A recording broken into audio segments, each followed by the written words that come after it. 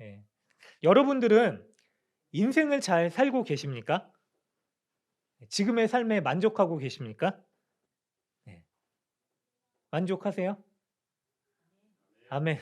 와, 대단한 믿음이신 것 같아요. 은혜가 크십니다. 근데 대부분 '우리의 삶에 만족하는가?'라는 질문을 들으면은요. '아 내가 좀만 더 무언가 채워지면은 만족할 수 있지 않을까?'라는 생각을 합니다. 그렇죠. 사실은 '뭐가 더 채워진다.'라고 해서 만족이 되지 않는 게 우리 인생인데요. 그리고 만족한다고 꼭 잘 사는 건 아니에요 사실. 그런데 우리는 만족하기 위해서 무엇인가 더 채워지고 가지면 될 것 같다라는 생각을 많이 합니다. 그래서 많은 사람들이요. 잘 사는 것을 소유와 연관지어서 생각을 합니다. 잘 살기 위해서 물질을 소유하는 것이 필요하고 많은 물질을 소유하면은 잘 산다라고 생각을 해요. 근데 가만히 생각해 보세요. 잘 사는 거랑 돈이 많은 거랑은 약간 다른 거예요. 맞죠? 다른 거예요. 돈이 없어도 주어진 인생을 잘 살 수 있어요. 그런데 많은 사람들이 이 잘 사는 거를 물질과 연관짓기 시작했다라고 하는 거죠. 그래서 물질을 가진 것에 따라서 사람을 감히 평가하기도 합니다. 그 프란츠 카프카라는 사람이 쓴 변신이라는 소설이 있어요. 소설인데 어떤 내용이냐면은 어떤 이제 세일즈맨이에요. 그런데 매일 새벽 4 시에 출근을 했었던 열심히 살던 사람이에요. 근데 어느 날 아침에 눈을 뜨니까 자기의 몸이 변한 거예요. 뭘로 변했냐면은 벌레로 변한 거예요, 벌레로. 이게 무슨 일이지 생각을 하다가 이 현실의 문제에 직면하게 되죠. 자, 출근을 해야 되는데 벌레로 변했기 때문에 출근하지 못해요. 사람들이 이상한 눈으로 쳐다보고 도망을 갔기 때문에 그래요. 심지어는 부모님들도 깜짝 놀라고 어머니는 이 모습을 보고 졸도합니다. 아버지는 방으로 쫓아내 버리고 문을 닫아 버리죠. 그래서 결국에는 동생이 인제 가져다 주는 그 밥을 의지해서 방 안에서 살아갑니다. 그런데 벌레가 된 이 그레고르가라는 주인공인데 이 가정을 책임졌었던 사람이에요. 돈을 더 주지 못하게 되니까 일을 못 하니까 이제 하숙인들을 살게 하면서 생활비를 벌어 들이게 되죠. 그런데 점점 그렇게 그레고르가 가져다 줬었던 돈 그것이 없이도 사는데 지장이 없게 되니까 점점 이 그레고르를 잊어버리게 되죠. 근데 어느 날 가족들이 하는 얘기를 들어요. 뭐라고 얘기를 하냐면은 가족들이 저것이라고 얘기를 해요, 그레고르를 가지고. 자, 그레고리의 내면은 그대로 그레고리예요. 겉모습이 벌레로 변했어요. 그래서 돈을 못 벌어다 줬어요. 그랬는데 이 가족들이 뭐라 그랬냐면 "내쫓아야 돼요. 그렇게 합시다." 그럴 수밖에 없어요. 어떻게 저것이 오빠란 말이에요. 우리 가족이란 말이에요. 저런 끔찍한 동물과 함께 살 수 없어요. 적이 없었다라면 차라리 오빠에 대한 추억을 가지고 함께 살 수 있었을 거예요. 그런 얘기를 해요. 그렇게 가족에게 소외당하고 비참한 최후를 맞이하게 돼요. 근데 어느 날 아버지가 뭔가를 던져요. 화가 나 가지고 그레고르한테. 근데 등에 상처가 나 가지고 상처를 치유하지 못해서 점점 그렇게 그레고르가 비참한 죽음을 맞이하게 됩니다.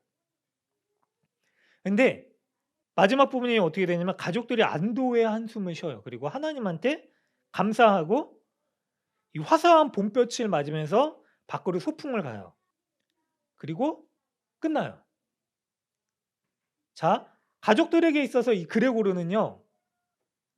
돈이었었던 거예요. 겉모습이 변했어요. 그래도 내면은 그레고르고 그레고르임을 알았어요. 아들임을 알았었는데 더 이상 그 돈을 벌어다 주지 않고 흉측한 모습을 보면서 가족들은 그레고르가 아니라고 얘기를 했죠. 그런데 이게 물질 만능주의를 살아가고 있는 우리 사람들이 사람을 대하는 모습을 풍자한 거예요. 이게 우리의 모습이기도 하다라고 하는 거죠. 돈이 모든 게 됐어요. 그래서 돈을 위해서라면은 서슴없이 사람을 해하는 일들도 하고요. 돈이 모든 게 돼서요. 맹종하고 돈이 우리에게 신이 되었죠. 그리고 이러한 돈이라는 이 물질 만능주의가 교회와 그리스도 안에도 들어오기 시작했습니다. 이미 들어왔어요. 아니, 들어왔었죠. 그래서 하나님께서는 돈, 물질과 하나님을 겸하여 섬길 수 없다라고 할 정도로 돈을 우선시하는 것을 무섭도록 경계하셨습니다. 이런 세상에서요, 과연 우리는 어떻게 살아가야 될까요? 이 진지한 고민 가운데 오늘 말씀이 우리에게 답을 줍니다. 오늘 말씀을 보니까요, 한 청년이 등장을 해요. 근데 마태복음, 마가복음, 누가복음 다 등장을 해요. 그러니까 그 정도로 이제 중요한 말씀이다라고 하는 거죠. 그런데 마태복음에서는 우리가 읽은 본문에서는 젊은 청년이다라고 얘기를 하고, 그리고 이제 마가복음에서는 부자래요. 그리고 누가복음에서는 관원이라고 소개를 해요. 자, 한마디로 젊었고 젊은 청년이었고 유능했어요. 그리고 부자였어요. 그리고 능력 있는 고위급 공무원이었었어요. 그러니까 세상을 다 가진 거였겠죠. 그리고 믿음도 좋았습니다. 그 행위를 얘기를 하는데 믿음을 따라 열심히 살려고 했었던 멋진 사람이었었어요. 외모에 대해서 얘기를 하진 않았지만, 근데 외모까지 출중했다라면은 여러분들이 보고 계신 이 사람과 비슷한 사람이었을 거라고 생각을 합니다. 너무 빤히 보시니까 제가 제 입으로 얘기하기가 너무 부끄러워요. 그리고 여기 앉아 계신 우리 남자 성도님들도 다 해당되는 말씀이죠. 네, 다 고개를 끄덕이고 계십니다. 그런데 이 젊은 청년이요, 예수님 앞에 찾아와요. 그리고 묻습니다. 선생님, 어떻게 하면은 제가 영생을 얻을 수 있습니까? 뜬금없는 질문을 해요. 그런데 이게 정말로 본질적이고 중요한 질문이에요. 자, 생각해 보세요. 모든 것을 다 가졌어요. 부자였었고, 그리고 고위급 공무원 같은 생활도 했었고, 그리고 사람들로부터 종교적으로도 인정받았어요. 유능했어요. 젊었어요. 그런데 그 사람이요, 영생에 대한 고민을 했어요. 왜 그럴까요? 여러분, 우리가 알고 있듯이요, 우리가 가진 게 우리의 삶을 궁극적으로 책임져 주지 못합니다. 아시죠? 우리가 배우고 아니면 우리가 가진 직위나 아니면 능력이 우리의 궁극적인 삶을 책임져 주지 못한다라고 하는 거예요. 그렇잖아요. 많은 사람들이 돈을 거머쥐어도요, 그 이후의 삶, 영생, 영원한 삶, 우리의 죽음 이후의 끝에 그 다음의 삶에 대해서 고민했어요. 두려워했어요. 그래서 역사적으로도 수많은 사람들이 뭐 불로초라든지 영생을 얻기 위한 여러 가지 일들을 했잖아요. 모든 것을 다 가진 것 같은 사람들조차도. 왜냐하면 영생이라는 문제는 물질이라든지 아무리 높은 직위, 심지어는 왕이나 대통령이라도 해결할 수 없는 문제였기 때문에 그랬죠. 근데 이 젊은 청년이요, 그것에 대한 고민을 가지게 됐어요. 내가 여기에 대한 모든 것들을 다 이룬 것 같아요, 젊은 나이에. 그런데 이게 끝이 아니라 정말로 영원한 삶, 죽음 이후의 삶에 대한 질문과 그거에 대한 해답을 얻어야겠구나라고 생각을 했던 것 같아요. 그리고 나서 예수님한테 찾아옵니다. 그러고 나서 하는 질문이 19장 16절이에요. 우리가 같이 한번 읽어보도록 하겠습니다. 19장 16절입니다. 하나, 둘, 셋. 어떤 사람이 주께 와서 이르되 선생님이요, 내가 무슨 선한 일을 하여야 영생을 얻으리이까? 라고 얘기를 해요. 그런데 이 청년의 질문이 약간 이상해요. 자, 영생을 얻어야 되는데 전제 조건이 뭐냐면 이 청년이 어렴풋이 답을 알고 있었던 것 같아요. 스스로 찾아낸 답. 그 답이 뭐냐면요, 내가 무슨 선한 일을 해야지 영생을 얻을 수 있습니까? 예요. 자, 영생을 얻기 위해서 여러 고민 끝에 어렴풋이 답을 찾았는데 그게 뭐냐면 선한 일을 행해야지 영생을 얻을 수 있겠구나 라고 생각을 했던 것 같아요. 그리고 선한 일을 많이 했어요. 그랬는데 영생에 대한 답이 여전히 보이지 않았어요. 그래서 예수라는 분한테 찾아와서 사람들이 칭송하고 하나님의 아들이라고 얘기를 하고 선하신 분이다라고 했었던 그분 앞에 찾아와서 선하신 선생님, 제가 어떤 선한 일을 해야지 영생을 얻을 수 있겠습니까? 라고 얘기를 해요. 청년이요. 영생은 구원이에요. 하나님 나라예요. 그리고 복음입니다. 궁극적으로 우리 영혼에 대한 구원이죠. 그런데 그거에 대한 해답을 찾고자 했을 때 찾았었던 게 뭐냐면 선한 일이에요. 그런데 이게 잘못된 겁니다. 왜 잘못된 걸까요? 보세요. 예수님이 말씀하세요. 예수님이 어찌하여 선한 일을 내게 묻느냐? 선한 이는 오직 하나님 한 분뿐이다 라고 말씀을 하세요. 왜 그럴까요? 이 청년이 생각했던 게 많은 사람들이 생각하는 법칙이었습니다. 많은 종교에서 그렇게 얘기를 해요. 우리가 선한 일을 하면은 영원한 생명, 이 죽음의 문제, 죄의 문제를 해결할 수 있다라고 생각했었던 거예요. 그런데 그게 아니에요. 한번 생각해 보세요. 자, 착함과 나쁨의 기준이 뭘까요? 옳고 그른 것. 어느 정도 착해야지 선하다라고 하는 인정을 받을 수 있을까요? 우리나라는 껌을 씹어요. 그런데 껌을 뱉으면 경범죄에 처벌되죠. 그런데 안 처벌되기도 해요. 그런데 싱가포르에 가면은 껌이 벌금형이에요. 맞죠? 자, 중국이나 중동 쪽에 가면은요.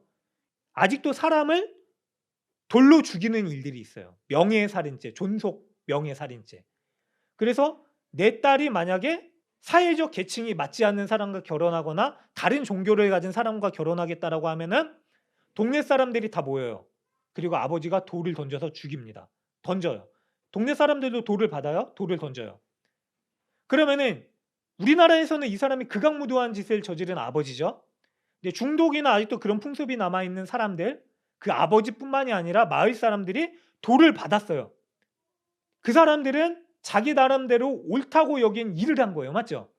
그런데 우리가 봤을 때는 그거는 사람으로서는 저지르지 않아야 돼. 저지를 수 없는 극악무도한 반인륜적인 범죄죠. 다 기준이 다른 거예요. 착함과 성과 의로움의 기준이 다 달라요. 그래서 우리가 얼마만큼 선을 행하느냐에 따라서 그것이 구원의 기준이 될 수가 없습니다. 자, 만약에 지하철에서 승객이 만약에 발을 헛디뎌서 넘어졌어요. 선로에 떨어졌어요. 그런데 그 사람을 구해낸 사람이 있어요. 또 어떤 사람은 군대에서 수류탄이 잘못 던져져 가지고 부하들을 위해서 자기가 그 몸으로 수류탄을 덮었어요. 심청이가 신봉사 아버지 때문에 물에 들어갔죠. 누가 더 선한 걸까요? 선의 기준이 다 다르기 때문에요. 누가 더 선하다라고 얘기할 수 없어요. 이것을 구별하는 게 어렵습니다. 선악의 기준이 다르다라고 하는 거죠. 그래서 사람의 선악의 기준으로는 절대로 영생을 얻을 수가 없어요. 다 달라요. 불공평합니다. 주어진 것 자체도. 예수님께서 그래서 이 말씀을 하시는 거예요. 뭐라 그러냐면 예수께서 이르시되 어찌하여 선한 일을 내게 묻느냐? 선한 이는 오직 하나님 한 분뿐이다. 그렇죠? 오직 한 분뿐이니 내가 생명에 들어가면 계명을 지켜라. 하나님의 계명을 지켜야 된다라고 말씀을 하시는 거죠. 그러니까 선의 기준은 오직 하나님만 될 수 있다라고 하는 거예요. 왜 그렇죠? 여러분, 아무리 세상을 선하게 살아간 사람들도요. 세상에서 제일 선한 사람일지라도 내 죽음의 문제를 해결해 줄 정도로 선할 수 없습니다. 죽음의 문제는, 심판의 문제는 하나님만이 결정지을 수 있기 때문에 그래요. 아무리 선한 사람도 내가 이 정도 살아보니까 선해서 너 정도 되면 선하니까 너 심판이 없을 수 있어 라고 이야기해 줄 수 없다라는 거죠. 오직 하나님만 결정지을 수 있는 거예요. 그래서 선의 기준은 우리의 심판을 결정할 수 있는 유일한 분이신 하나님만 결정하실 수 있고, 그래서 하나님만 선하십니다. 그 하나님이 우리의 창조도 되셨어요. 우리를 지으신 분이에요. 그래서 하나님은 선하십니다. 우리가 그것을 믿는 거예요. 아무리 많은 사람들이요, 선에 대한 고민 끝에 선을 위해서 노력했지만은요, 다 달라요. 선을 행한 것들이. 그래서 궁극적으로 영원한 생명을 얻을 수 없습니다. 오직 하나님만이 선하실 수 있기 때문에요. 그 하나님께서 우리에게 옳다라고 여겨지는 일을 우리가 할 수 있을 때에만 선을 행할 수 있고 옳은 사람이다라고 하는 의의를 우리가 얻을 수 있는 거예요. 그래서 예수님께서 이 말씀을 하시는 거예요. 자, 네가 영생에 들어가려면 오직 한 분뿐이신 그 선하신 하나님의 율법을 지켜야 된다. 그랬더니 이 부자 청년이자 젊은 관원인 이 청년이 이렇게 얘기합니다. 어느 계명입니까? 예수님이 말씀을 하세요. 5가지 계명. 사람에 해당하는 계명. 자, 살인하지 말라, 간음하지 말라, 도둑질하지 말라, 거짓 증언하지 말라, 그리고 내 부모를 공경하라, 내 이웃을 내 자신과 같이 사랑하라 하신 것이니라. 이것을 지켜라 라고 했더니 이 청년이 뭐라 그러냐면 내가 다 지켰습니다라고 얘기를 해요. 아직도 내게 부족한 게 있습니까? 아직도 영원히 내가 영원한 생명에 대한 해답을 찾지 못했습니다. 뭐가 부족합니까? 그랬더니 예수님이 딱 그 중심을 보시고 이렇게 지적을 하세요. 21절을 같이 읽겠습니다. 하나, 둘, 셋. 예수께서 이르시되 내가 온전하고자 할진대 가서 내 소유를 팔아 가난한 자들에게 주라. 그리하며 하늘에서 보화가 내가 있으리라. 그리고 와서 나를 따르라 하시니.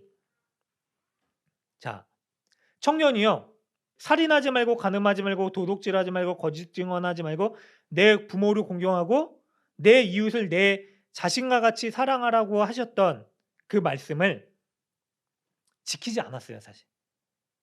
왜냐하면 하나님께서 사람에게 주신 저 5가지 계명은요. 그 앞에 계명들은 다 이거예요. 하나님을 사랑하라. 그래서 뭐 여호와에는 다른 신이 없다. 내 하나님만 섬겨라. 우상 섬기지 마라. 여호와의 이름을 경외하라. 막 이런 여러 가지 말씀을 하나님에 대한 말씀을 드리고 하나님을 사랑하면은 내 이웃을 사랑할 수 있을 것이다라고 하신 거. 사랑해야 된다. 하나님을 사랑하니까 하나님께서 만드신 하나님의 형상인 내 이웃을 사랑할 수밖에 없다라고 주신 계명들이 저 계명이에요. 그런데 이 청년이요. 그 계명을 온전히 지키지 않았었던 거예요. 자, 보세요.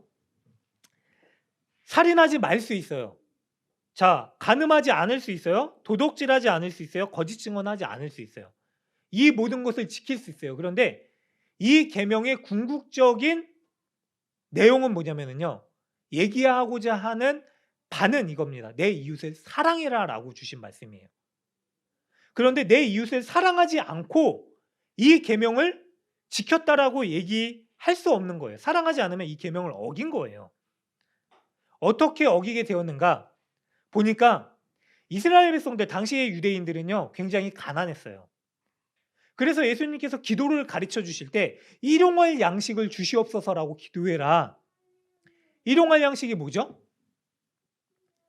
일용할 양식은 뭐냐면요. 당장 먹을 거예요. 당장 먹을 게 없어서 기도해라라고 할 정도로 가난했었던 사람들이 있었던 거예요. 그런데 이 청년이요. 예수님이 그걸 딱 집어서 얘기하시는 거예요. 뭐라고 얘기하시죠?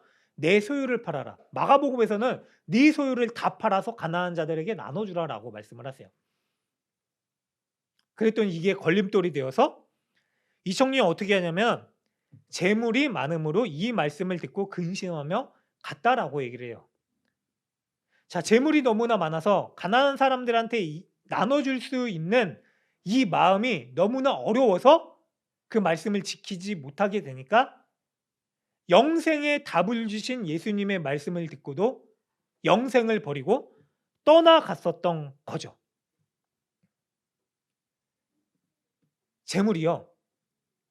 이 청년을 사로잡고 있었던 신이었었던 거예요. 여러분, 이게 오늘을 살아가는 우리에게 주신 동일한 도전입니다. 우리가 교회에 다니고 예수님을 믿는 분명한 목적이 있습니다. 왜 믿으세요? 구원받기 위해서. 맞죠? 우리의 어려움을 해결해 주는 분이신 예수님을 찾기 위해서. 예배를 통해서 내 삶의 문제, 물질적인 문제, 또 힘과 능력을 얻기 위해서 여러 가지 이유가 될 수 있습니다. 그런데 우리가 이 자리에 앉아 있어야 되는 궁극적인 이유는 단 하나예요. 무엇이냐면요. 바로 하나님, 예수님을 사랑해서 이 자리에 있는 것이어야 합니다. 여러분 그렇기 때문에 이 자리에 계십니까? 그게 아니다라면은요. 하나님이 아니라 다른 것을 섬기기 위해서 이 자리에 있는 거예요. 우리가 이 자리에 앉았어도 있어도 다른 것을 섬기고 있는 거예요. 마치 부자 청년 같죠. 우리가 입술로는 생각으로는 영원한 삶, 구원에 대한 문제, 죄의 문제, 본질적으로는 심판받지 않기 위한 영생에 대한 문제를 해결안 받기 위해서 이 자리에 나와 있지만 그러나 우리가 구하고 있는 것들이 온통 다른 것들이라고 하면은 우리는 부자 청년과 같이 영생의 문제 때문에 왔지만 영생의 문제가 아니라 물질을 위하여 이 자리를 떠나게 될 수 있는 사람이다라고 하는 것이죠. 당시 바리새인들이 그랬어요. 바리새인들의 신앙에 그런 생각이 있었어요. 어떤 생각이냐면요. 하나님을 잘 믿으면 하나님이 복 주셔서 물질을 주신다. 그래서 바리새인들에게 있어서의 이 물질은요. 하나님을 잘 믿는 징표였었어요.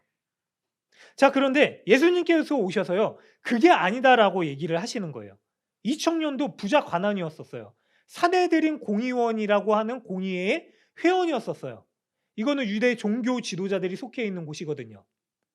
이 청년도 바리새인과 같은 생각을 하고 있었던 것 같아요. 내가 이렇게 예수님을 잘 믿었더니 하나님께서 복을 주셔서 내게 물질을 주셨다라고 하는 것. 그런데 이게 물질에 대한 잘못된 생각에서 기인된 것입니다. 여러분들 정말 하나님을 잘 믿으면 하나님께서 복 주셔서 우리에게 많은 돈과 권능 그리고 권세와 높은 직위를 주신다라고 생각을 하십니까? 아니에요, 사실. 하나님을 잘 믿어도요. 우리는 이 땅 가운데 살아가면서 여전히 가난할 수도 있어요. 그리고 여전히 우리가 원하는 것을 소유하지 못할 수도 있습니다. 하나님을 너무나 잘 믿었는데요. 도리어 반대로 고난이 우리 가운데 올 수도 있습니다. 그러나 그럼에도 불구하고요. 하나님을 믿는 목적이 그것들이 아니기 때문에 우리는 여전히 하나님을 붙들고 하나님의 은혜 가운데 거하면서요. 하나님을 사랑하기 때문에 하나님을 예배하는 삶을 살 수 있습니다. 만약에 하나님을 잘 믿어서요. 새벽 기도를 열심히 드렸더니 아니면 기도의 끈을 놓치지 않았더니 하나님께서 우리에게 복을 주셔서 우리에게 재물을 주셨다라고 하는 게 맞는 말이다라고 하면은 우리는 정말로 불행한 사람이 될 수밖에 없어요. 왜 하나님을 잘 믿었는데도 불구하고 우리는 이런 삶을 살아가는 것인가? 여전히 가난한가? 여전히 부족한가? 여전히 우리에게 지혜가 부족하고 능력이 부족한가라고 하는 자괴감 때문에 결국 내가 하나님을 잘 믿지 못했구나라고 하는 결론에 도달할 수밖에 없다라고 하는 거죠. 바리새인들이 그랬어요. 나는 하나님을 잘 믿었더니 하나님께서 물질을 주시고 권능을 주셨구나. 그런데 저 사람 가난한 거 보니까 하나님 제대로 믿지 않아서 벌 받은 거구나라고 하는 생각을 가지고 있었다라는 것이죠.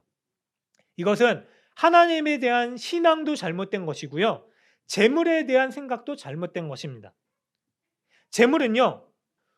하나님께서 그냥 우리에게 주신 선물이 아닙니다. 하나님께서 우리가 잘 믿었더니 우리에게 주신 대가가 아니에요. 그러면 사람들이 어떻게 재물을 대하는지 아세요? 내가 하나님 잘 믿어서 재물이라는 대가를 주셨으니까 이거 내 마음대로 써도 된다라고 생각을 하는 거예요. 자, 부자 청년의 모습을 보세요.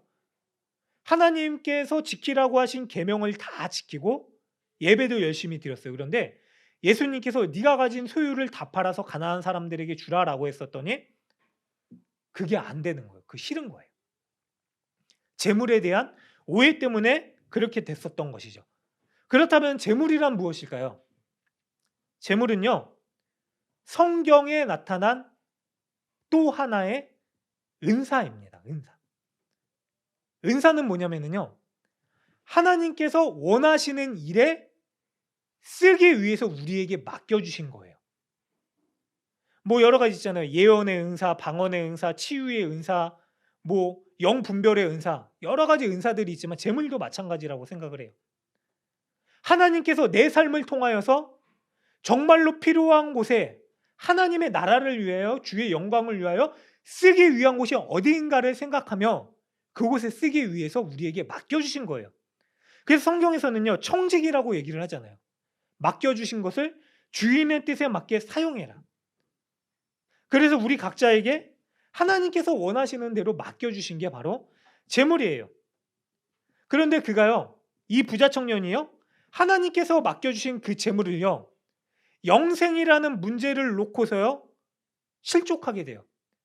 하나님께서 맡겨주신 이 재물을 영생이라는 문제에 대한 해답을 위해서, 영원한 삶을 위해서 쓰고자 하는 마음을 버리고 재물을 위해서 영생을 버리고 떠나게 됩니다. 가장 소중한 게 사실 재물이었었던 거죠. 여러분 생각해 보세요. 우리에게 가장 소중한 게 무엇입니까? 여러분들에게 가장 소중한 게 무엇이세요? 우리가 생각으로는 입술로는 하나님이요, 예수님이요 라고 생각할 수 있어요. 그런데 다시 질문을 드려볼게요. 우리가 가지고 있는 것 중에 당장에 이게 없어지면 죽을 것 같다라고 생각하는 게 뭐예요? 당장 내가 이거 없으면은 나 죽는다라고 생각하는 거. 물질이세요? 건강이세요? 가족이세요? 자녀세요? 아니면 배우자세요? 사랑하는 사람이세요? 근데 그게 재물과 같이 우리의 마음을 온통 사로잡고 있는 우상이 될 수가 있어요. 하나님께서 그거를 지적하고 계시는 거예요. 우리가 살아가는 세상의 어떠한 곳보다도 영원한 삶, 구원을 이루는 것, 그 영생이 우리에게 중요하다라고 말씀을 하시는 거죠. 결국 예수님께서요, 재물이 많음으로 근심하고 떠나간 이 청년을 보면서 말씀을 하세요. 예수께서 제자들에게 이르시되 내가 진실로 너희에게 이르노니 부자는 천국에 들어가기가 어려우니라. 그러니까 공식처럼 우리가 천국에 들어가기 위해서는 부자가 돼서는 안 되니까 부자가 되지 말라. 그래가지고 우리는 천국에 부자가 아니면 다 천국에 들어갈 수 있다라고 하신 말씀이 아니에요. 우리는 대부분 그래요. 이 말씀을 들으면서 부자는 천국에 들어가기 어려우니라 라고 하는 말씀을 들으면서 나는 부자는 아니니까, 그렇다고 가난한 사람도 아니니까 나는 뭐 해당 없는 말씀이겠네 라고 생각할 수 있어요. 근데 그게 아니에요. 우리 모두에게 해당하는 말이에요. 뭐냐면 물질이 우리의 모든 것이 된 사람은 천국에 들어가기 어렵다라고 말씀을 하시는 거예요. 다시 24절을 볼게요. 같이 읽겠습니다. 하나, 둘, 셋. 내가 너희에게 이르노니 낙타가 바늘기로 들어가는 것이 부자가 하나님 나라에 들어가는 것보다 쉬우니라. 어떤 사람들이요, 이 말씀을요, 그러니까 낙타가 바늘귀로 들어가는 거, 뭐 냉장고에 코끼리를 집어넣는 방법 막 그 넌센스 있잖아요. 그런 것처럼 그렇게 생각을 하기도 해요. 이 바늘귀라는 작은 문이 있었다라고 얘기를 하기도 하고, 뭐 바늘귀는 그냥 비유일 뿐이다라고 얘기를 하는데, 예수님이 말씀하신 그대로예요. 바늘귀는 그 조그만 귀, 실을 집어넣는 바늘귀, 거기에 낙타가 들어갈 수 없다. 뭐냐면은 하나님의 나라에 들어가는 게 그만큼 어렵다라고 말씀을 하시는 거예요. 왜 그럴까요? 사실 하나님께서는요, 하나님 나라에 들어갈 수 있는 가장 쉬운 길을 우리에게 제시해 주셨어요. 그것이 무엇이죠? 바로 예수를 믿는 그 믿음으로 말미암아 하나님께서 우리를 자녀 삼아 주시고 하나님의 영원한 생명을 우리에게 주셨다라고 말씀을 하셨어요. 그런데 이게 도리어 더 어려운 거예요. 왜요? 이 길을 가기 위해서는 예수께서 말씀하셨듯이 네가 나를 따라오려느냐? 예수께서 말씀하셨잖아요. 자기 십자가를 지지 않고서는 예수의 길, 영생의 길, 제자의 길을 따라갈 수 없다라고 하신 그 말씀이기 때문에 그래요. 예수의 길을 가기 위해서는요, 우리가 십자가 져야 됩니다. 십자가의 길을 간다라고 하는 것이 무엇인지 아세요? 우리의 삶에 가지고 있었던 가장 소중한 가치조차도 예수의 길을 따라가는 그 길, 영생의 길을 가는 것이 더 소중한 가치이기 때문에 이것조차도 내어버리고 예수의 길을 따를 수 있는 길이 바로 십자가의 길, 제자의 길입니다.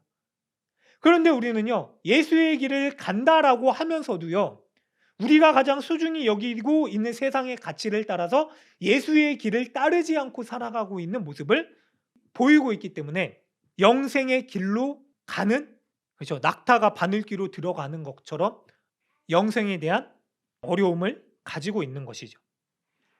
이 청년은요, 성공을 위해서 살았습니다. 돈을 많이 벌기 위해 살았습니다. 많은 직위를 위해서 살았습니다. 그런데 그것을 가지고 있어도 해결하지 못했었던 영생에 대한 답을 찾지 못하고서 예수님을 찾아왔지만, 영생에 대한 답을 알려주신 그 영생의 길을 잡지 못하고 결국 다시 세상으로 돌아갔습니다. 여러분, 딱 하나예요. 세상에 많은 것을 소유하고서라도 영생의 길을 가지 못할 수 있습니다. 영원한 삶을 보장받지 못할 수 있습니다. 왜냐하면 영생은 오직 예수 그리스도를 통하여서만 주어진 것이기 때문에 그래요. 그래서 요한복음 14장 6절에 예수께서 이르시되 내가 길이요 진리요 생명이니 나로 말미암지 않고서는 아버지께로 올 자가 없느니라 라고 말씀을 하셨고요. 사도행전 4장 12절에 다른 이로서는 구원을 받을 수 없나니 천하 사람 중에 구원을 받을 만한 다른 이름을 우리에게 주신 일이 없다. 오직 예수다라고 말씀을 하신 거예요. 오직 예수예요. 그래서 우리가 영원한 삶을 살기 위한 그 해답인 예수의 이름을 붙들어야 하는 것입니다. 사랑하는 여러분, 그래서 저는 여러분들에게 이렇게 말씀드리고 싶습니다. 여러분들이요, 아무리 세상 가운데 많은 것을 가졌을지라도 저는 여러분들이 잘 살고 계신다라고 말할 수 없습니다. 반대로요, 여러분들이요, 아무리 세상 가운데 가진 게 없고 그리고 볼품없고 지극히 낮은 것 같은 인생을 살아갈지라도 저는 여러분들을 향해서요, 여러분들이 못 살고 계시다라고 말하지 않을 것입니다. 우리가 잘 살고 못 사는 거에 대한 기준은요, 바로 우리가 예수를 따라 살고 있는가라는 그 기준이기 때문입니다. 예수를 따라 살 때에만 우리에게 영원한 삶이 보장되어 있기 때문입니다. 예수를 따라 살 때에만 우리가 제자된 길을 온전히 걸어갈 수 있기 때문입니다. 그리고 예수께서 우리에게 맡겨주신 자기 십자가를 우리가 져야 된다라고 하신 예수의 십자가의 길을 걸어갈 때에만 우리가 하나님께서 인정하신 성과 위여 온전한 공의의 삶을 살아가는 것이기 때문입니다. 소유의 넉넉함이 아닙니다. 바로 하나님을 믿는 예수의 길을 따라 살아간 하나님의 사랑에 합한 넉넉함이기 때문입니다. 그래서요, 우리에게 중요한 것은요, 돈이 아닙니다. 세상의 다른 것들이 아닙니다. 제일 중요한 거는요, 바로 예수를 믿고 예수의 이름으로 하나님의 자녀가 되는 영생의 가치를 가지는 것입니다.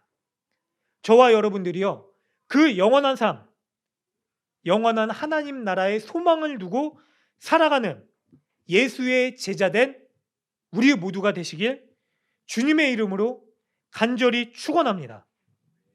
내가 하나님 믿기 때문에요, 때로는 근심이 있을 수 있어요.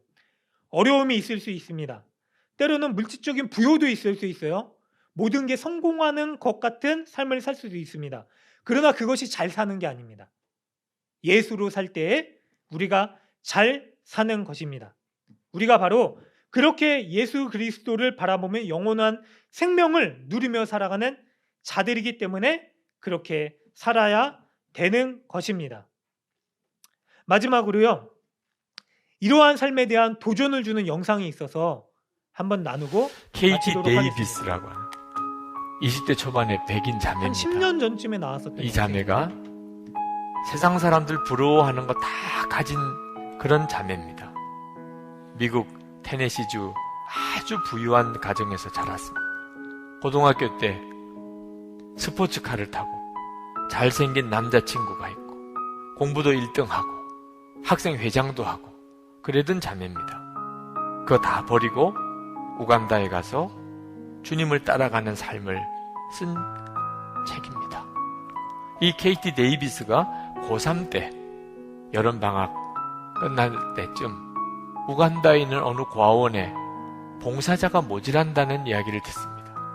3주간 동안 그 아이들과 같이 지내고 그리고는 돌아왔는데 고3 내내 그 아이들만 얼굴이 어른거리는 거예요. 그 아이들이 잘 지낼까? 그리고는 졸업하고 대학을 합격하고 그리고 부모님에게 1년 뒤에 대학 들어가면 안 되나요? 1년 동안만이라도 그 우간다에 가서 그 고아원 아이들을 좀 섬기고 단기 선교를 갔다가 그 다음에 제가 대학을 가면 안 될까요? 부모님은 처음에 반대했지만 하도 간곡하게 부탁을 하니까 허락을 해줍니다. 그리고는 우간다 그 고아원을 다시 간 거예요. 거기서 1년 동안 그 아이들을 돌보고 섬기는데 어느 날 잠깐 동안 돌보라고 맡겨준 5살 된 스코비아라고 하는 아이가 무언가 말을 하려고 하는 거예요. 어렵사리 꺼낸 한마디. 엄마라고 불러도 돼요. 그 말에 이 여자의 삶이 완전히 바뀌고 맙니다. 엄마라고 불러도 돼요. 그래서 그 아이를 진짜 친엄마로 입양을 합니다. 그냥 엄마라고 부르는 정도가 아니고 내가 너 엄마다. 그렇게 하나의 입양을 한 것이 14명. 14명의 친엄마가 됐어요. 그냥 후원자가 아니고. 그러니 어떻게 돌아옵니까? 1년만 하고 오겠다고 했지만 대학 다 포기하고 거기서 그 아이들의 엄마가 되어서 쓴 거예요. 그렇게 살면서 쓰고 있는 거예요. 그리고 도와주는 아이가 400명 아이가 됩니다. 그 마을의 아이들이. 진짜 엄마가 돼요. 결혼도 안 했는데 아이가 14명이 된 거죠. 때때로는 고국에 있는 가족이 보고 싶고 남자친구가 보고 싶고 너무너무 외로워서 울기도 하고 어느 날은 방에 생쥐가 들어왔는데 무서워서 침대에서 내려오지도 못하고 아이들 상처난 것을 치료해 주다 보니 벌레가 그 아이 몸속에다가 알집을 심어놓은 걸 알고 그걸 파내기도 하고 기저귀 갈아주다 보니 지렁이 같은 기생충이 나오는 걸 보고 이런 형편에서 그 아이들을 돌봐야 되는 겁니다. 그러나 예수님의 눈에 눈물을 보고 난 다음 그 우간다 아이들을 향한 우리 주님의 눈에 눈물을 보고 난 다음에 이 여자를 말릴 수가 없어요. 누구도. 이 케이티는 엄마로 통합니다. 우리 집의 천사들은 나를 엄마라 부른다. 기아와 질병 등으로 엄마를 잃은 400명의 마을 아이들도 나를 엄마라고 부른다. 하도 많은 아이가 엄마라고 불러대니까 이젠 집 근처에 사는 마을 어르신들까지 나를 엄마라고 부른다. 많은 아이의 엄마. 사람들은 그렇게 말한다. 나이 지긋한 어르신도 가게 점원도 주차 요원도 나를 엄마라고 부른다. 선생님도 마을 병원 의사들도 나를 엄마라고 부른다. 차를 타고 지독히 울퉁불퉁한 흙길을 달릴 때도 엄마란 외침이 들려온다. 우리 아이 딸들은 학교에 갔다가 우르르 들어오면서 엄마라고 노래를 부르고 아침마다 내 귀에 대고 엄마라고 속삭인다. 좋은 일이 생겨도 엄마라고 외치고 슬픈 일이 생겨도 훌쩍거리며 엄마를 찾는다. 그리고 그 소리를 들을 때마다 기쁨으로 내 심장이 마구 뛴다. 우리가 하나님의 이름을 부를 때 하늘 아버지의 심정도 그러하시리라.